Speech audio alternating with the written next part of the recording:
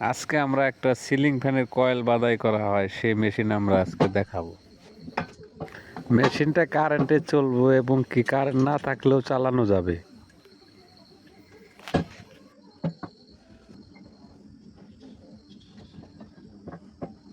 এই মেশিনের প্রতিটা পার্ট আলাদা আলাদা এবং কি সব নাট বোল্টের উপরে থাকবে।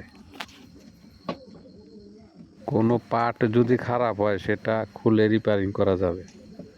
এখানে অনেক চিকন বেল ব্যবহার করা হচ্ছে।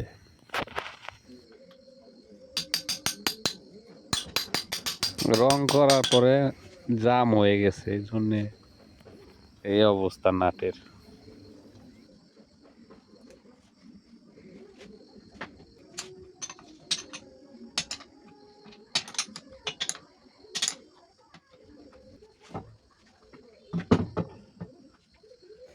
পিনিএমটা আগে পিছে করা যায়, যখন মোটরে চলবো তখন পিছে থাকবে।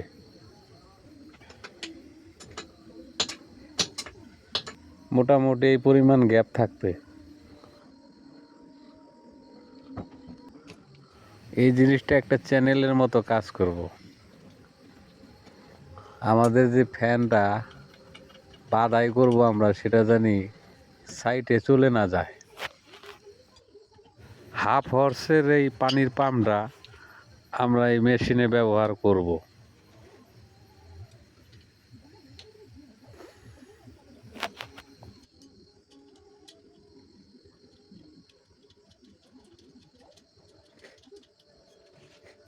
মোটরটা আমরা যেখানে ফিটিং করব সেখানেও আমরা নাট বোল্টের মাধ্যমে ফিটিং করব। কখনো যদি সমস্যা হয় যেন খুলে এটা রিপেয়ারিং করা যায়।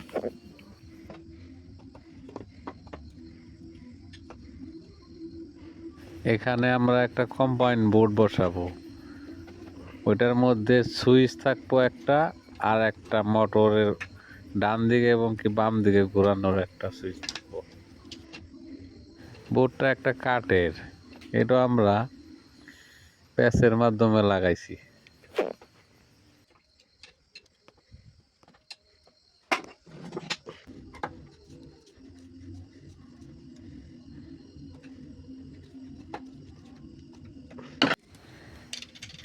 এইটা অন অফের, আর এটা হইলে ডান বামের দিকে ঘোরানো।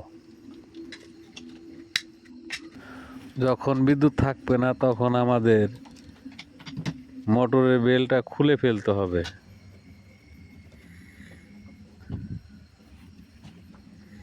তখন আমাদের এই নাটটা খালি লুজ দিয়ে আমরা খুলে ফেলবো, উপর দিকে উঠালেই বেলটা খুলে যাবে।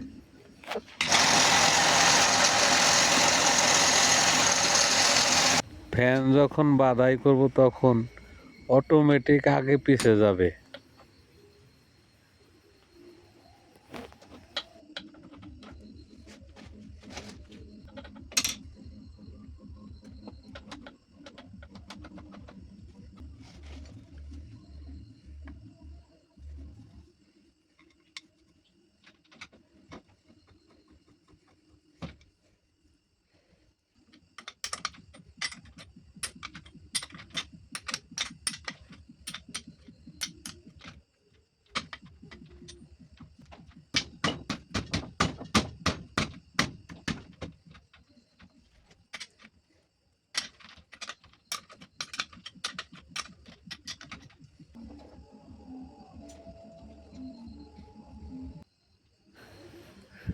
এই মেশিনটা অটোমেটিক বন্ধ হবে না, কারণ আমাদের মাঝে মাঝে হাতের মাধ্যমে কারেন্ট না থাকলে চালাইতে হবে।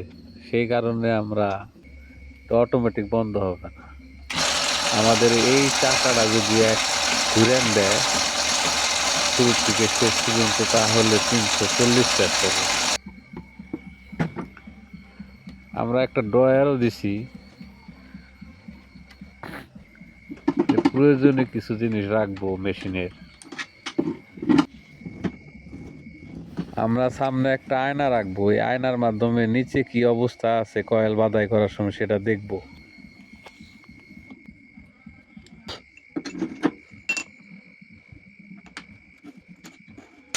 এখন আমরা মেশিনটা চালু দিয়ে দেখবো অটোমেটিক কি আগে পিছে হয় কিনা দেখি।